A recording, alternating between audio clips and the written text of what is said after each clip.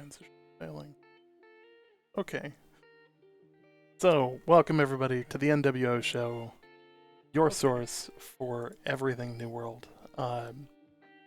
Obviously, today has been kind of an exciting day in terms of the development of the game.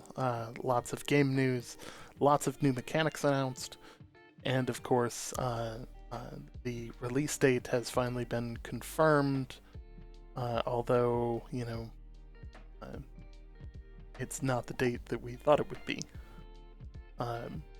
That said, I can't think of a better way of describing the changes than the way that Scott put it in his announcement today. So I'm going to let Scott say it in his own words, as we have the video. Okay, so we're showing this.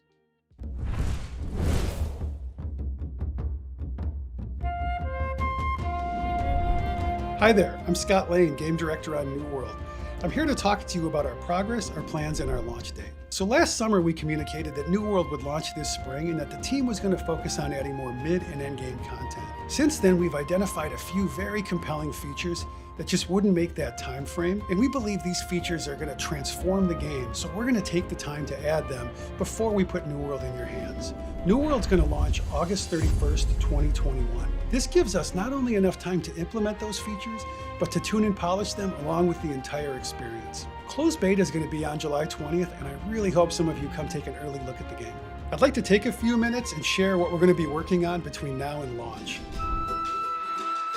First, we're adding another endgame zone, Ebonscale Reach. This is a territory of lush wetlands and towering cliffs where an exiled empress is building a corrupted fleet that could be a threat to the entire world. Now on to those features. First one I want to talk about is Expeditions. These are 5-player instance adventures into the darkest corners of Eternum, where players are going to face the most dire threats on the island and uncover more layers into the mysteries of the lore, including secrets behind the source of the corruption, the ulterior motives of the Angry Earth, and the deeper menace behind the Soulless Lost. So now I'd like to tell you just a little bit about Outpost Rush. Outpost Rush is an endgame mode that calls players to a primordial river basin filled with forgotten ancient technologies and hidden sources of the powerful and volatile Azoth. Here you're going to battle in 20 versus 20 teams over multiple strongholds, and you're going to use strategic resources not only to fortify your positions, but to boost your power for assaults. Expeditions and Outpost Rush are big features for us leading up to launch, but we've also made a lot of progress since the preview event. I'm sure some of you have played or seen Reekwater, an endgame zone we added. We've also added fishing, we've done a full revamp to crafting, we added hundreds and hundreds of weapons and gear pieces, we've really improved combat, and we've added a lot of quest variety. All of this is in direct response to your feedback from the preview. And let me tell you, there's a lot more to come. For those of you who played in the preview event, I think you're really going to enjoy the changes and additions we've made. Getting our mid and end game right is critical to the game experience, and adding new features, it takes time. At the end of the day, shipping a high quality, polished experience is our top priority, and we plan to do just that.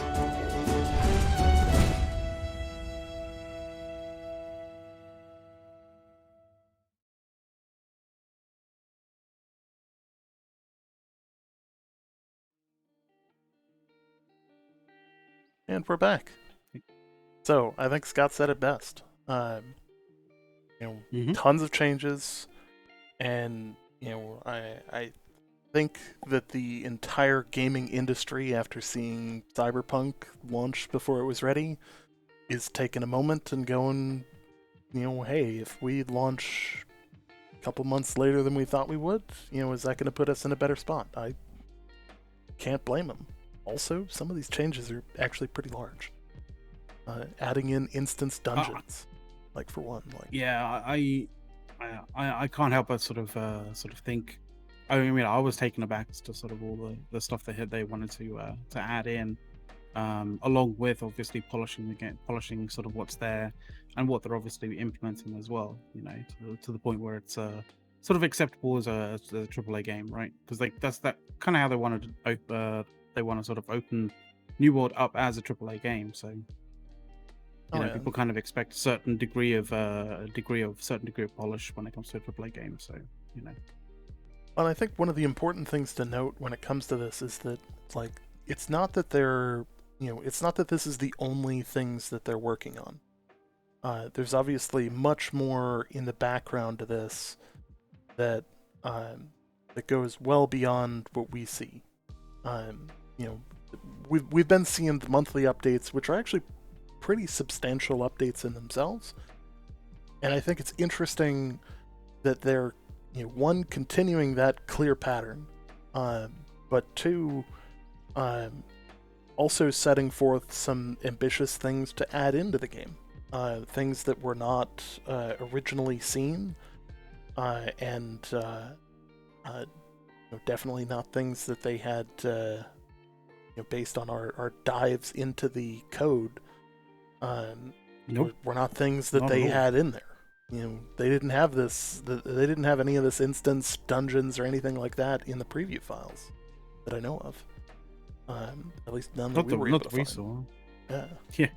Um, I mean, we deep dived into the files and stuff like that when the preview was around, and to be completely honest, when they released the all the files to our computers, when the preview kind of came along, it wasn't like it was bare bones just a preview and that was it. There was a whole bunch of stuff in there. Mhm. There was a whole And, dev build built into that.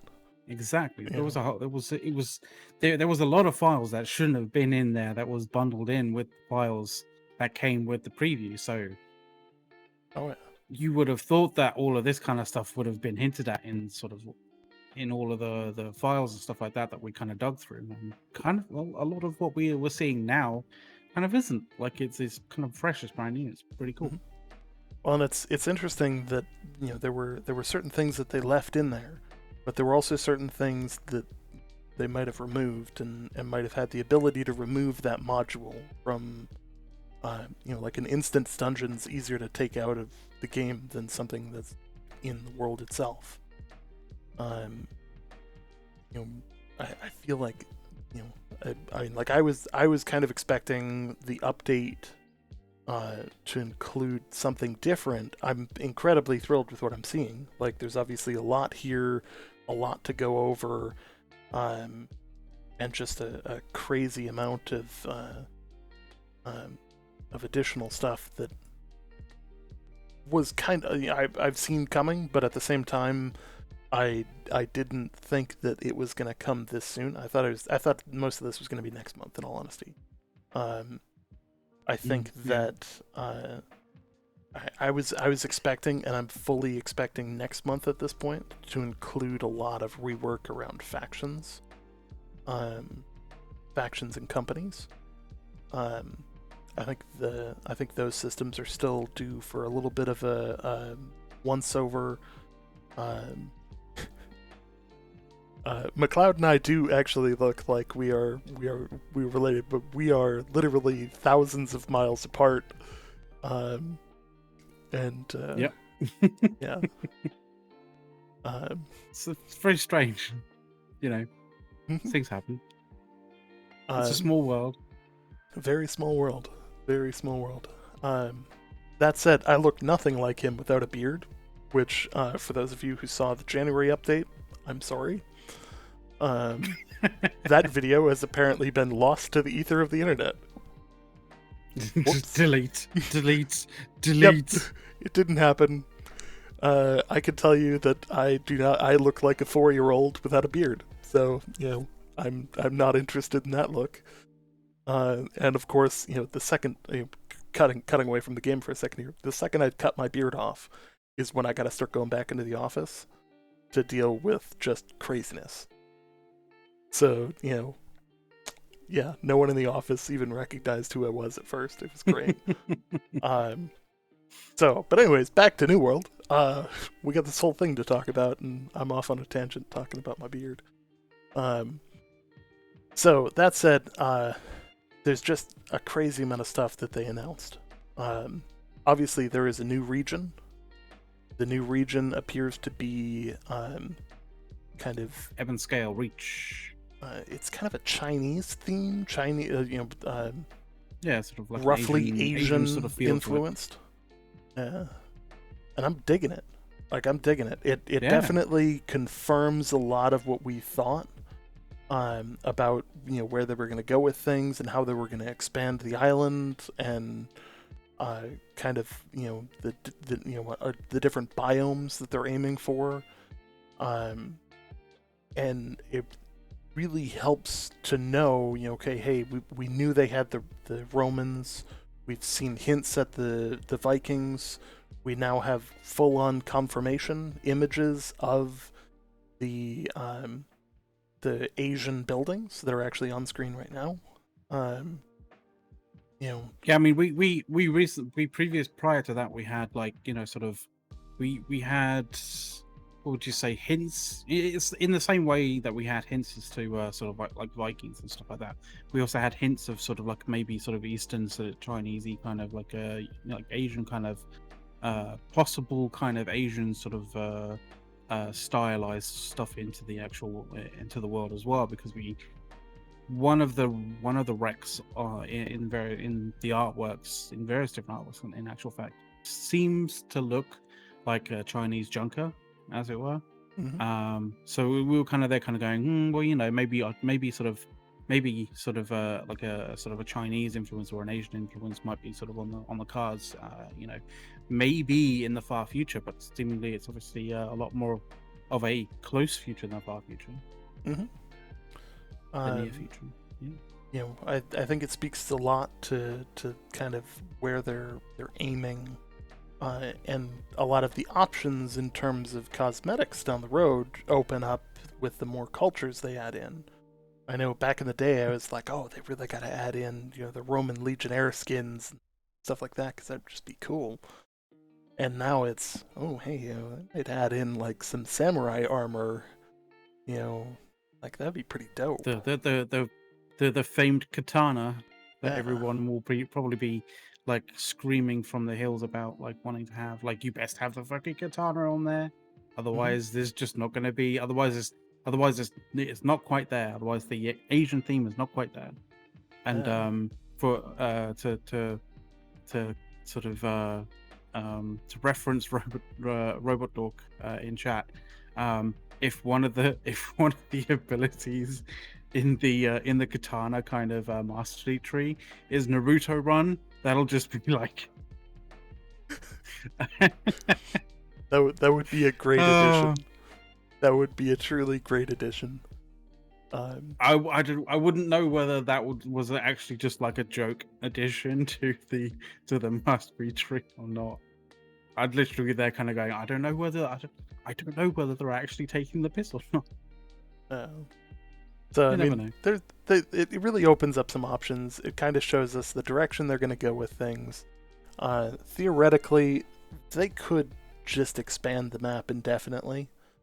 And they've already shown in the last 2 months that they were able to finalize 2 full regions. So they do have kind of a pseudo Aztec type feel already with the ancients. But I could see them. Yeah, they're more.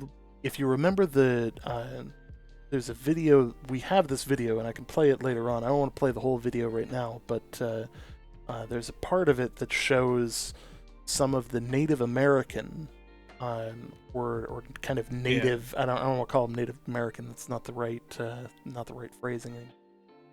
But I mean, that could be the thing is those images from like way back in the development. Back when it was when it was essentially going to be, you're going to the new world, like the famous sort of like the Americas, right? And obviously back at that development sort of cycle time, they were thinking about native, the sort of like a native sort of species to be sort of present there in some way, shape, or form. They kind of changed, changed gears in that particular way and completely refactored, and for good reason. In actual fact, it was a viable and completely understandable reason to do so.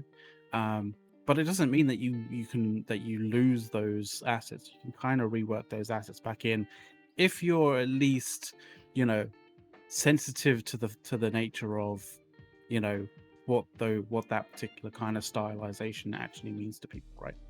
Mm-hmm. So yeah. The question in chat here, say the original natives to the land, I guess. Original's kind of I mean, it's a strange concept when it comes to this island. So well, especially Eternum. Yeah, Eternum is meant to be.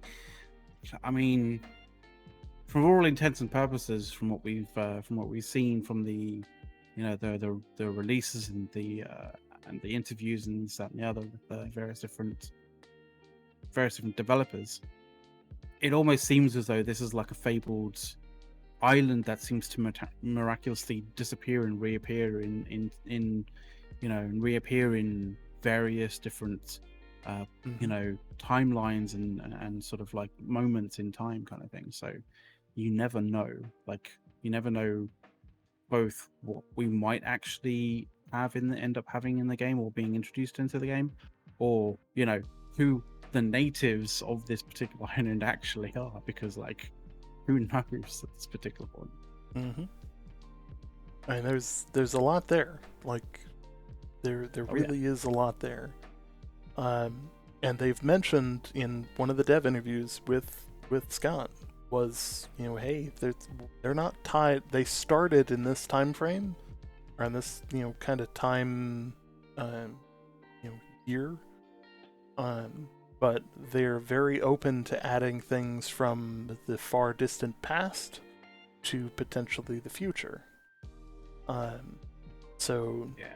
it's kind of an interesting article if you haven't read it. I think it's a game business journal or something like that.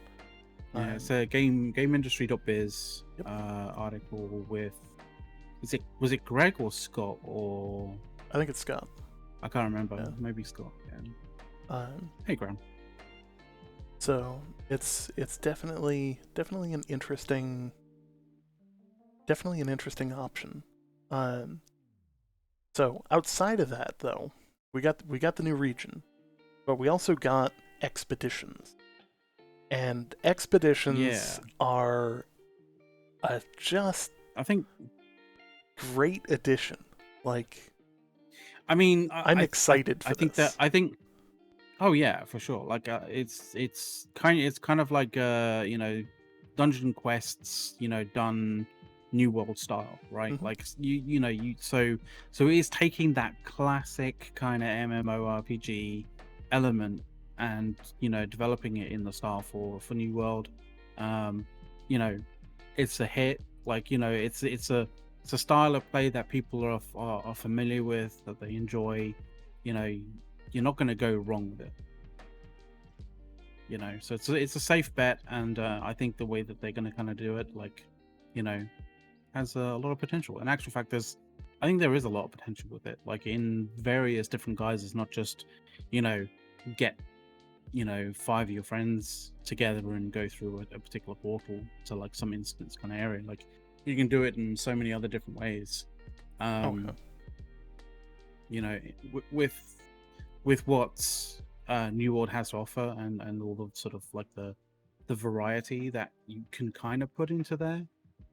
The one thing which I would say, like, because if you've seen some of the clips, just showing a couple of the clips there now, right? I am attempting to, like some of but it is full on listed. Apologies for the obvious live edit here. Got some. But there was I've seen a few of the videos that were included in the creators pack, which, you know, is really good.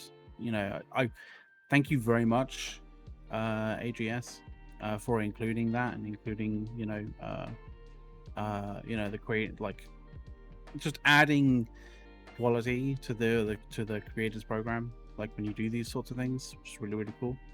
But we got to kind of see some of the, like, kind of mechanical aspects almost to the expeditions. the opening of portals, the opening of like various different doorways and this, that, and the other, right? I kind of like it. It's cool. I think you could probably do a little bit more to it, because I think, and it brings me sort of slightly in mind to like a bit of a sort of slightly more fantasy-esque and slightly more magical-esque kind of version of um like Indiana Jones, right? Hmm. And like I could imagine, instead of just like one person opening the door and like all like four of the five like just waiting, waiting for the thing to open, kind of thing. Like it'd be cool if you could kind of like include a few more people to open, to open certain things as kind of like as like a puzzle sort of thing. That'd be kind of cool. Maybe for like later iterations, that sort of thing would be pretty cool. But from what we see at the moment, it's pretty awesome. Yeah, and there really is there's that opportunity where you could just be going around with your group, like we did in the preview, and just kind of run into one of these and be like, oh, let's do this. Like, just adventuring and find this expedition that you can just, venture into if you have.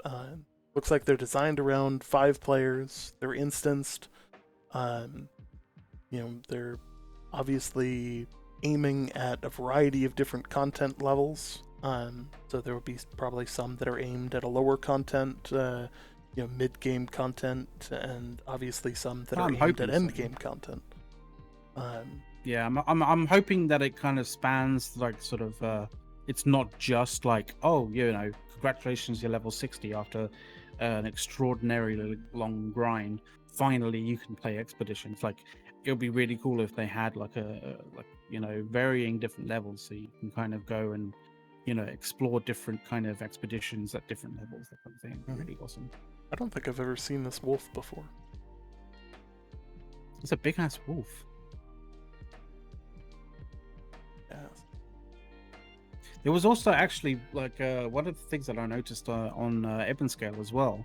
There was a small kind of shot to it. It wasn't that long kind of thing. It was only a few seconds, but there was a peacock in it. So there's peacocks now apparently. I saw that too. I thought that was interesting. So let's keep rolling. We got another thing that they announced, because the image happened to pop up here, is Outpost Rush. So for a while, I have been kind of hinting about a pretty obvious opportunity for like a battlegrounds type thing, PvP, PvP matchmaking type deal that really would give people a lot more options for the for PvP, but also like in between wars over settlements. So this is that fit. So it's 20 on 20 battles set in a primordial river basin filled with forgotten ancient technologies and hidden sources of Azoth. You and your team will vie for control of strongholds and strategic resources, and you'll need all your combat prowess and collective wits to win. Now, I like that. It's very reminiscent of another project that we've seen from them, from that studio. It is. I think somebody brought some code over. It's kind of unfortunate. It's kind of unfortunate.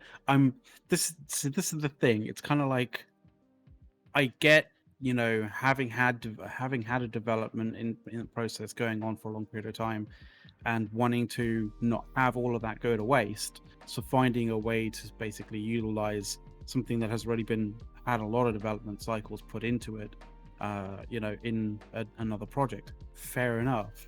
I'm just kind of wondering whether it's going to work with, in a open world MMO RPG, with PvP, PvE sort of, kind of elements and layers towards it. So that's the thing. It's like I do really enjoy the whole kind of battlegroundsy kind of stuff. Like I play PUBG, that kind of thing. I play various different games. In of that guise, right?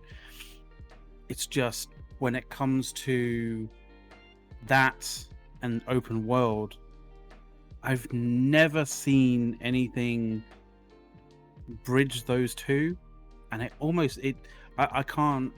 can't fathom, I can't figure it out in my head as to how those two would gel together and work. So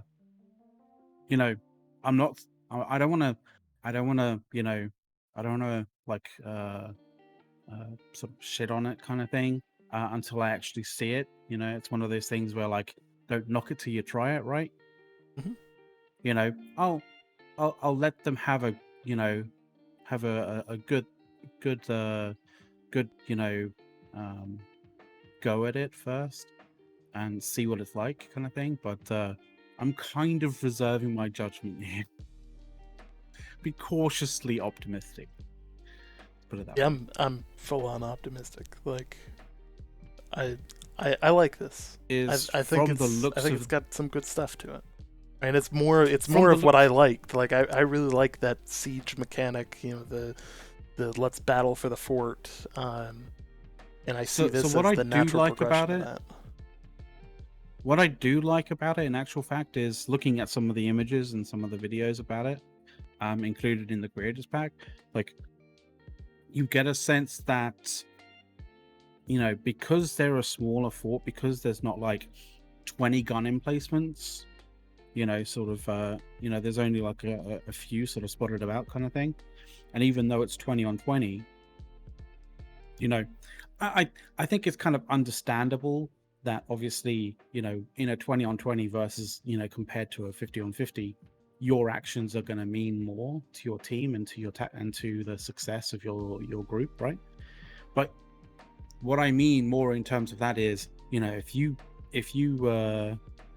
take out a gunner, like who's sitting on one of those one of those repeaters, or you smoke one of those repeaters so he can't see shit, like, it's gonna matter so much more in terms of the success, in terms of the tactical advantage of being able to take something like that out of play for a moment, or for a few moments, like.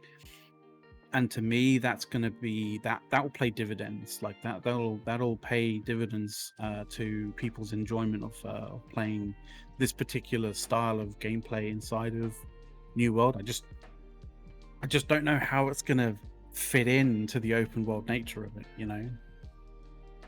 I think there's only so much that can fit in the open world before you need to do something that includes matchmaking, that includes, a level of, hey, here's a direction. Obviously the world is pretty expansive. There's a lot of points of interest in it, and it feels very, very alive. But I think that something like this, specifically for end game content, hey, I've taken the time, I've leveled up, now's my time to just go dunk on people. Gives a good outlet for that I think adds replayability, and really Dunking on people. of other people at the same level. They'll all be, if they're all level 60 and you're better than them, you're still gonna dunk on them. I thought the method of dunking on people once you're at level 60 is basically flag up and just wait outside of settlements. I mean, there's that too, but I'm optimistic on this one. I think that this is going to be a good mechanic. Yes, I say that in jest, obviously, because that is clearly not the kind of PvP that anybody wants. Like the only that kind of PvP is the type of PvP that only the most vitriolic, toxic kind of PvP around once. Like it's not PvP. Yeah, it's just ganking. That's all it is. Mm-hmm. You know, Anyway, I want to correct something as well, because in the past definitely. I have been referred to as a Care Bear, somebody who hates PvP, and just all these things. I'd like to note that I have played semi-professionally in first-person shooters, so like clearly I've got a bias for like I like killing stuff on the internet. Like, that's a thing. So, like, the better the PvP is, the more interest I have in it. That said, if I'm looking to kick back and relax, my go-to to relax in New World is just go off and, hang out in a field and kill bison. Like, sure, it's PvE, but, I might be flagged up the entire time just so that if somebody rolls by, I can, teach them how to play. I mean, I've literally been flagged up for most of last week. In actual fact, playing the alpha, literally just running around. Let's running be flagged. careful about our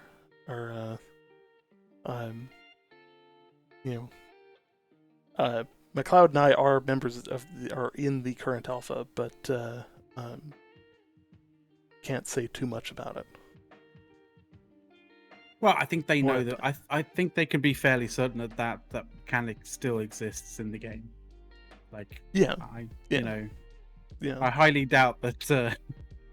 There would be remove that with how open they have been in terms of the patch notes and things like that.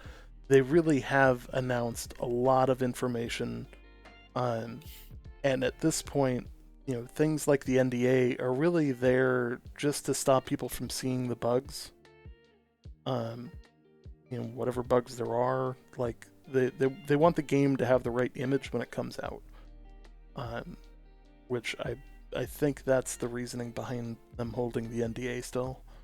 That said, on the topic of the NDA, the game is going to go into beta. I believe they said July. Sure about this? July? They said something. Yeah, about maybe July. end of July. Because they said that they wanted to release it end of July August, 20th right? is the beta, and on July 20th, not only is the closed beta starting, but it is not behind an NDA, which means you can stream it, which means you can record it, which means you can do all of these things. But anybody with a pre-order or that has been selected for it, or I'm reasonably sure they're going to be using giveaway keys like they did for the preview event. I mean, if I was them, that's what I would do, because it doesn't cost them anything, and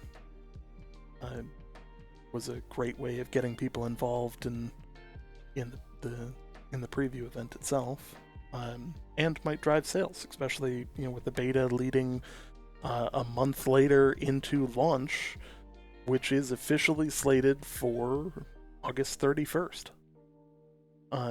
Which clearly they didn't consult me about timing, but the peak of hurricane season is not an ideal location for this to be for me.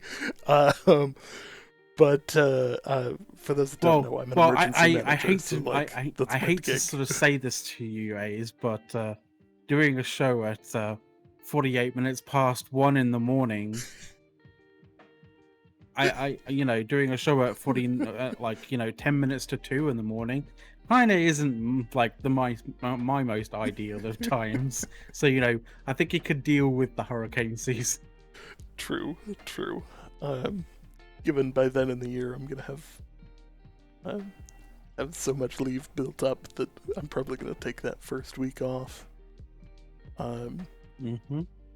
It's really I'm excited that they've finally confirmed the launch date.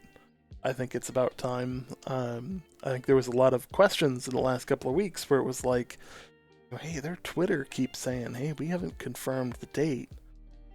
The other day I turned to McLeod and I'm like, I think there's an impression that there's a delay here, because on the Amazon website for, like, if you went to purchase New World, it said May 25th of 2021. And Yeah. they had hinted at a late spring launch, which would match up for that. So there is an impression of a delay. I agree with that impression, that there is obviously a delay here. I think that they found some stuff that, hey, this is worth tackling. This is worth getting right. If people like this game, then it's going to do well. But they obviously don't want to do the cyberpunk approach of, we've delayed it, and they're on the same track. They've delayed it a number of times, and then they finally were like, we have to release it. We can't possibly add more time. I think they saw what Cyberpunk did, and went, if Cyberpunk had 6 more months, almost all of the bugs would be fixed. And I mean, it had other problems, like releasing on old gen consoles as a clear money grab, but if you played Cyberpunk on PC, it wasn't bad. If you would have added 6 months more of content to it, it would have been even better. But I think that they are also looking at this from the perspective of, it's going to take however long it takes, because they need a game. Yeah, that's the thing. They need a game. The Amazon as a game game studio or a game company. I don't know, because they have multiple studios, right? So you can kind of consider it to be an actual games kind of company, rather than just an individual studio. But like, they need a fairly solid kind of. I mean, it doesn't even need to be a hit. Just something that's solid, that has a decent sort of player base that's stays with it for for a good chunk of time, that they can build upon. Like, that's what they kind of need right now. Like, they've had a few things that they've released that haven't really done it well at all, and they've had to sort of they've unreleased it and then cancelled it. So it's, if they want to, because I know that it's come up in interviews kind of and sort of like articles, sort of recently. But if they want to create a platform in the same way that Epic created obviously their Epic Store, how Steam has created its its Steam Store after for such a long period of time. But obviously, with everyone else having their own different stores, etc., you need a solid, good game to basically say, this is where its home is, and if you want to enjoy it, you have to come, you have to come over here. And you can't really start with, you can't have a game that doesn't have a strong following initially, and put it behind a gate of this is on a separate store. Like, you have to kind of release it in the same way that everyone else does, on somebody else's store. Steam is the obvious the obvious choice for that, the obvious third party sort of really neutral sort of choice for that. And I think that's what they're going to be doing, right? Like, it's going to be releasing on Steam. People will find it there. People will buy it, sort of purchase it or try it out, and like it, and that kind of thing. And once it's developed a decent fan base that's loyal, that's kind of sticking with it, then they can potentially break it away from Steam at some particular point into their own Amazon game store to be, basically a draw to the game store. I imagine that's what their eventual plan is going to be. but you can't make a store with no, with no prime product. Yeah. Well, and I think that they've got one of the other narratives that I've seen pop up a number of times in the last 2 weeks here is that a game studio just like pops into existence and launches a bestseller right off the break. I would challenge in the next 15-20 seconds for people to list the first 5 games that EA developed. Or Ubisoft. I'll wait. Because I don't without Googling it, I don't think anybody would be able to figure that out. None of those games were huge successes. And those were relatively medium to large studios when they came out. Even MMOs like Eve is a good example. Eve was not a hit success for years after it launched. And people slated took off it. Afterwards. Like it was slated in. Yeah. It was slated in reviews when it came out. People thought that it was just the worst thing. Yeah. Some people still think it's the worst thing in the world. But as you say, Electronic Arts, well, I mean, a lot of people know it as EA, don't even realize that obviously it stands for Electronic Arts. And from what I recall, Electronic Arts were very much in the realm of doing sports titles, right?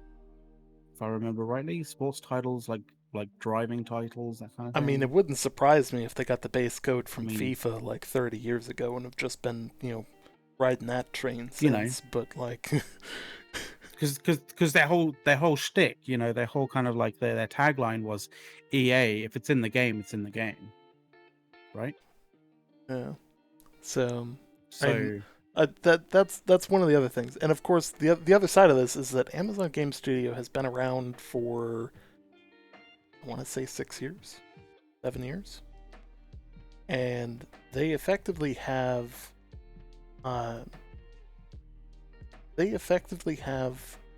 one game.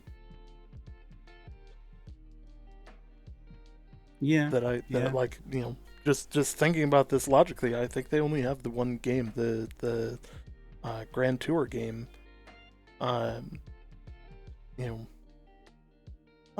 As the video plays in the background, I would like to note that Scott Lane has definitely improved his work from home game far and away above old videos.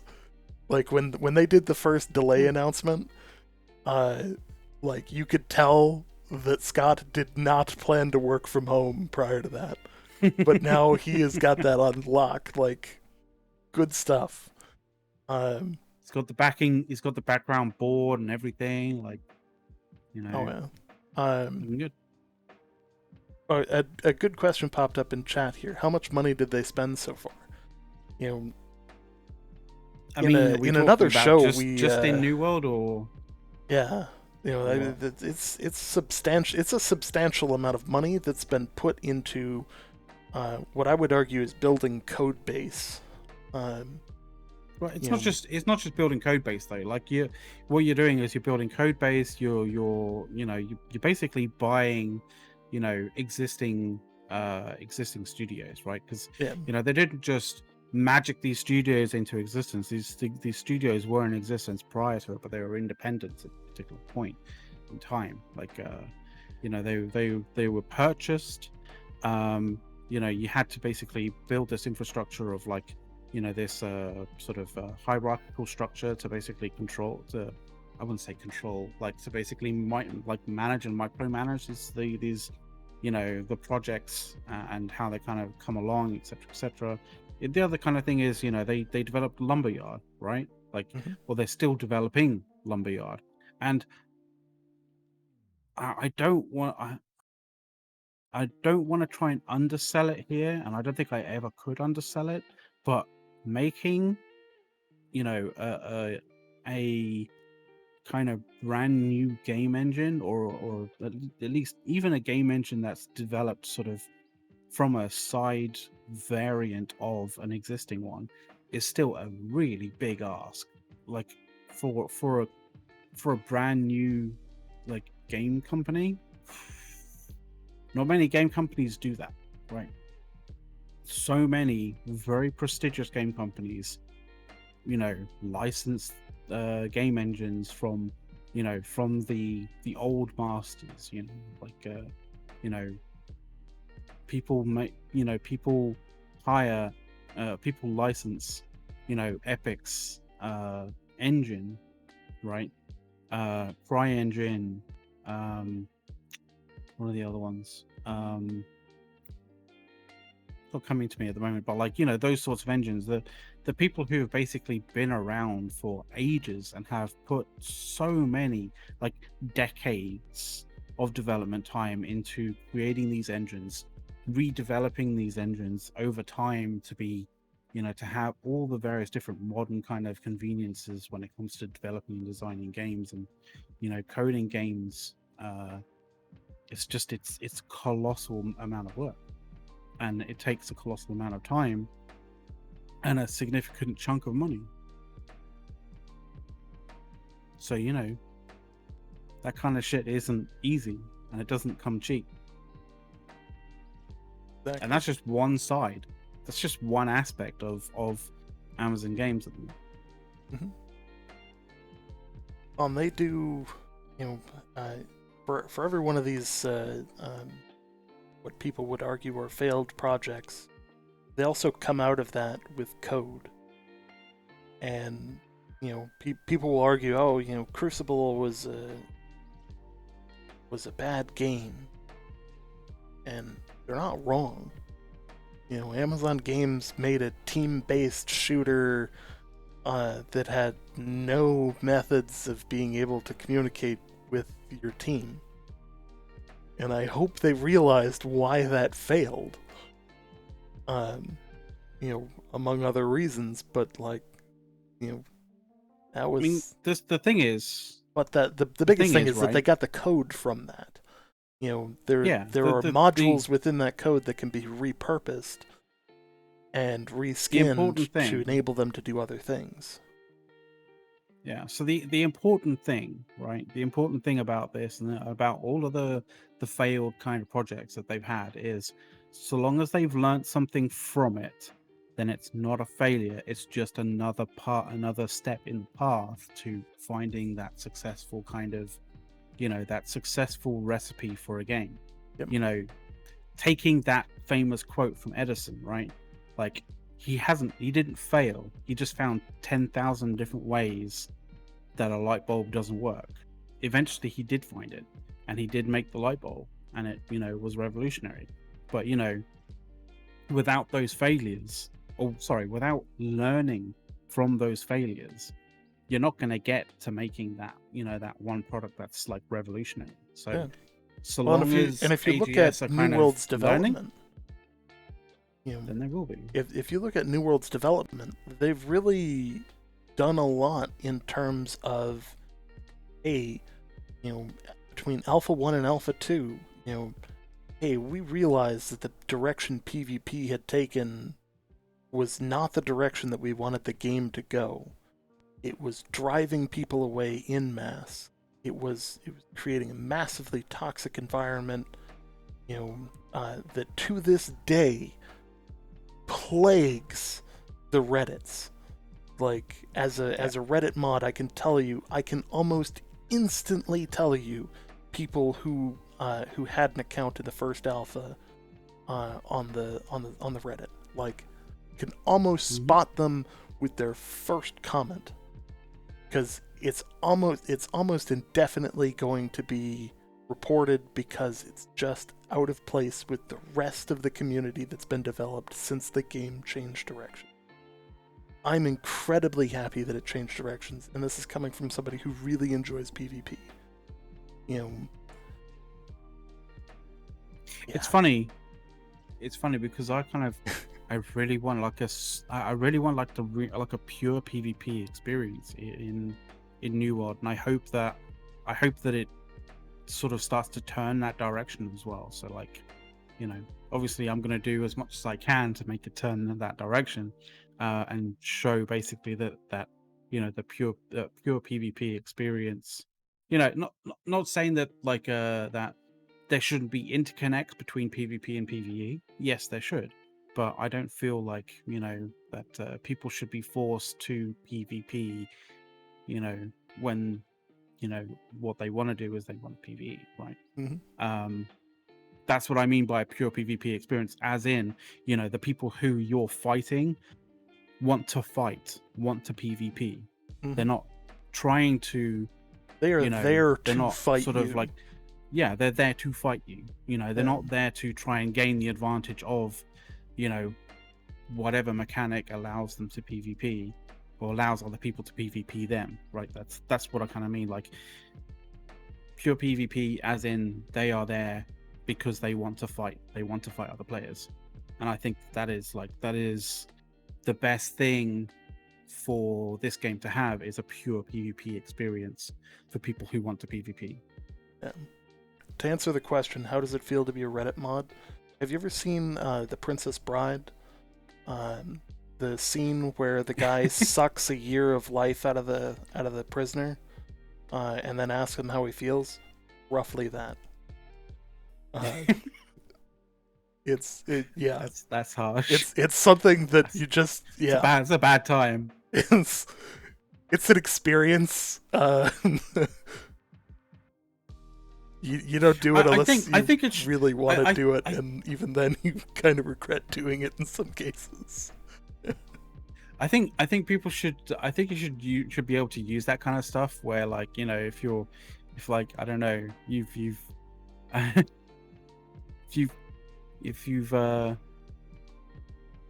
done some kind of wrongdoing in your life, and the judge has kind of pulled you up, kind of going, well, you've done fucked up today, and you have that ability to just whip out that like Reddit mod card and be like, spent 5 years as a mod on 5 different subreddits, and they'll be like, fair enough, dude, you're free to go. I did my time. You've paid your penance. Yeah. Exactly. Yeah. I think that should be a thing. It's another good example would be like, it would be the equivalent of like openly welcoming into your life living with the Dementor. Like, just, on occasion it's gonna suck all of the joy out of everything. Yeah. Yeah.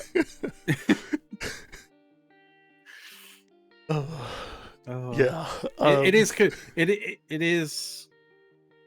There is no, like whatever anybody tells you, there is no glory, there is no upside of being a Reddit mod. There is none. At all. There is no level of respect. There is no level of glory. There is the ability to occasionally throw additional flair on yourself to be like, I'm speaking as a mod. And then everybody just shits on you anyways. It's like, why am I here? Because to be completely honest, if the idea of being a Reddit mod is like, oh cool, I get to go around and basically be an arsehole to everybody by like, screwing with their comments, deleting comments, this, that, and the other, right? That is the surefire way to end up not becoming a mod very quickly, or essentially basically making the subreddit of whatever you're modding to basically be considered absolute fucking trash, and everybody leaves it, right? If you're an actual upstanding member of the Reddit mod community, like, your actions are quite transparent, and so in that sense, you can't exactly go, look, I did a whole bunch of things, like, and people will recognize it, and and know about me. Like, no, that's not how it works. I would go Reddit mod over. So worse is definitely Reddit mod over Discord mod. Like, so like the subreddit for r-New World Game has 20,000 some members. Like the New World Order Show Discord, which if you guys are interested, the link is Got a fancy thing for In the this. Aha, right there. And Um, I'm gonna there's like force, 300 people in there. I'm Definitely gonna force, easier to do the 300 people who are all pretty chill than it is to do the 20,000 people who there are a sizable amount of people who are just I got nothing. Like just remember that a Reddit mod has to read your reports. Mm-hmm. And I feel like most people, it's not even that they like it's not even that they report stuff that like they don't like. They just report it because it's like this guy's mental health seems to be in question. Yeah, but like do you okay? So do you prefer? I mean, we're getting quite off topic here, but like, do you prefer the long the long descriptive and sort of accurate kind of error like reports on like the subreddit, or do you like the really short ones where it's just like guy is bad? Just tell me what's wrong. Like, don't make me read a novel. Like if you're reporting a four letter or a 4-word comment, and you have more to say about a 4-word comment than they do. I'm getting nitpicky at this point. Yeah. So naturally, going back to the game here, naturally I'm excited. I think there's a lot that this game is gonna bring forward. I think that there is some crazy stuff that they've got in development. There is, of course, 5 months until I don't even know where we are in the year at this point. End of Feb. Yeah, sort of middle of Feb.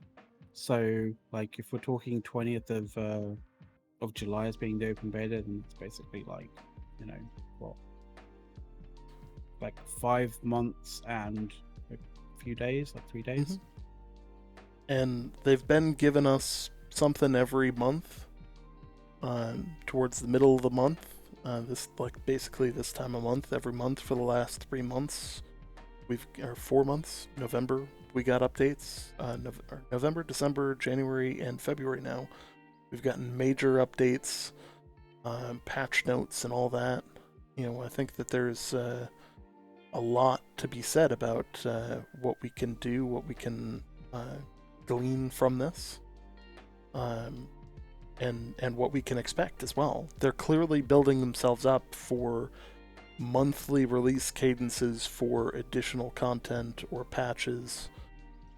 They've stated that after the game comes out, that there's going to be a substantial plan to support the game's development post-launch, and that the launch is just the beginning. I think that that's a great way for them to put it. I think they're off in the right direction. I wanna take as we're kind of wrapping the show up here. I want to take the opportunity to thank all of our supporters. We have a small but loyal following of subscribers. We have our top donors and Patreons, which support the show financially. And I'm not saying that's why we do it, but it definitely helps. On days like today, where I already worked a 12-hour shift, it definitely helps the motivation to be like, hey, let's hop on, let's get these guys what they want, and we wouldn't be doing this without you guys. After the show, McLeod and I have a habit of hanging around in the chat to chat with people for a bit. We'll probably we seem to talk about random. We always seem to go into sort of like whataboutism to some degree with all the various different changes and stuff, and then sort of like our hopes and dreams and inspirations and stuff like that for the game. Oh yeah. Which can be very modest and small, and also be exceptionally sizable and very uh, complicated. Let's put it that way. But feel free to drop by and come and chat. If you join the call afterwards, I'll tell you what I found in the files about a one-handed spear. Yeah. And Saboros, we did actually get they did say something specifically about Ebon Scale Reach, the new area,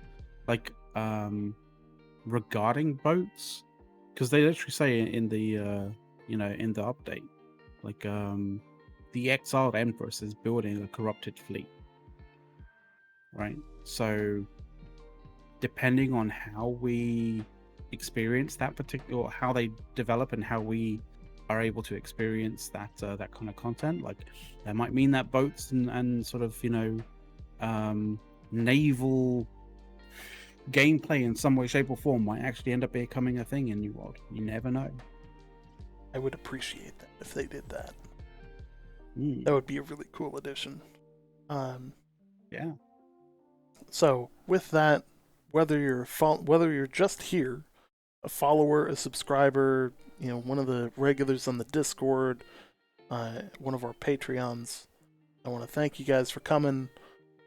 We enjoy being, a trusted name in, not what to think, but at least what news is happening. And, some analysis around that. I, of course, am happy to continue to do this. We do have some other content that we're planning. If you follow our Twitter, show NWO is our handle.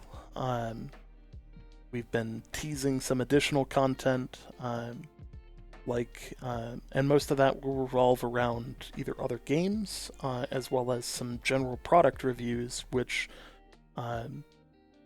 may or may not include the super fancy chair that I'm sitting in. I was gonna say, you might have a review coming up about something that really sucks. But I wanted to take a moment and talk about that, because I obviously, for anybody who's watched the show since December, I've been in the same chair. Nothing has changed about it. It's a new chair to me as of early December. But I don't feel like somebody gives an honest review of something they just bought. I feel like it's something that you really have to actually try out. You have to actually... you have to use it for an extended period of time, right? Yeah. And I feel like, if I wanted to review this headset, or if I wanted to review this chair, I've got enough experience with the equipment that I could give you an honest opinion and tell you whether or not I would buy it again. And I've been wrestling with how to deal with that kind of content in a way that isn't biting at integrity. There's obviously a way to do it as a straight up money grab, and that's not what I'm after. Because I want people to care about my opinion. I don't want them to be like, he's just doing this because it makes money. So if anybody knows anything about this channel, it doesn't make a lot of money. So one of the things, it's not the goal. I don't know whether it's the same for some of you guys out there, or whether it's the same with you, A's. It kind of seems like it might be the same with you, A's. But when I'm looking to spend decent amount of money on a product, buying something for quality rather than just because I need a replacement ASAP sort of thing, something that is going to last me a fair amount of time. I'm looking for reviews, and honestly, you can't fucking trust even Amazon reviews now, because you know that there are places that pay for Amazon reviews, and they'll just say whatever shit. They've got templates for this, that, and the other, right? So they, you just end up reading a bunch of different templates and this, that, and the other for a review. And there's other kind of weird and shady kind of ways on how they group kind of products together that kind of blur the lines as to whether the review is for this product or for that product kind of thing.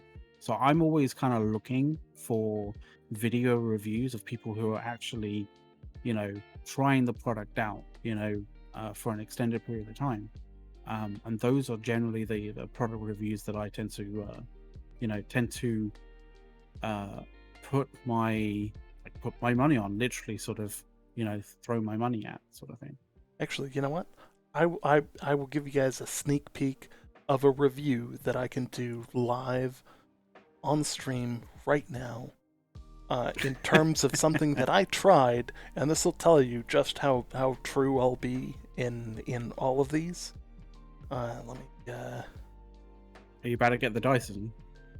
All right. So, or not? For those that don't know, my old chair broke, so I decided, hey, okay, I want to buy a new chair. And I figured, hey, this Russo gaming chair has 1,656 reviews and still has a 4.5 star rating. Like, I was like, hey, this is gonna be great. This is gonna be comfortable. Like, a lot of reviews that would be wonderful. Now, that is the model of, what would be a perfect review and what you would expect an amazing product to be. Like 4.5 stars, 1,000+ reviews. Like, it's a solid choice. Yeah, look at that. It looks good. It looks like it's going to be comfortable. It looks like it's got a nice wide wheelbase. Looks like it's going to be great. Then you get it. This chair is the equivalent of owning a torture device. I would rather sit on one of those ergonomic fucking balls than sit in that chair for any amount more time. Like, I literally used a kitchen chair as a replacement and went back to the kitchen chair instead of the ergonomic chair that got 4.5 stars. Like, do not, like, whatever you do not buy this. This thing is straight trash. So, with that said, that's the kind of honesty you can expect from reviews from us. We're not going to do it unless, we could do it right. We're not going to do it until we know it well enough to give you a solid review on it. And yeah, if you're going to do it right. Simply put. Yep. So with that, I'm going to wrap up for the day. We'll be in the chat, in the Discord, in the public chat. You guys are welcome to join us. Thank you guys. And we will see you in the new world.